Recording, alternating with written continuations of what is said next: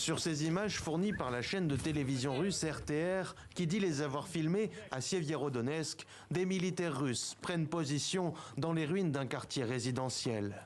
Voilà qui semble confirmer les déclarations du gouverneur ukrainien de la région de Louhansk. D'après lui, les soldats du Kremlin contrôlent désormais une partie de cette ville de l'est du pays, pilonnée depuis des semaines. De l'autre côté de la rivière qui sépare les deux villes, Lysychansk endure le même sort. Coincés sur le front qui oppose les forces russes aux soldats ukrainiens, les habitants subissent depuis plusieurs jours des tirs d'artillerie incessants. D'un côté comme de l'autre, les imbéciles doivent se mettre d'accord, parce que c'est toujours les gens innocents qui souffrent. Et votre Europe, c'est pareil.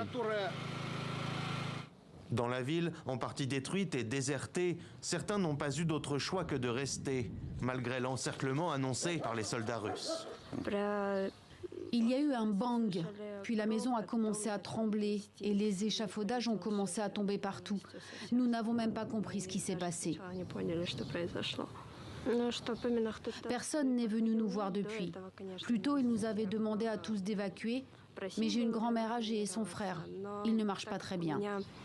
Située à quelques 80 km de Kramatorsk, la capitale régionale, Sievierodonetsk et sa voisine Lysychansk forment une agglomération clé pour parvenir à l'objectif affiché de Moscou, le contrôle de l'intégralité du Donbass.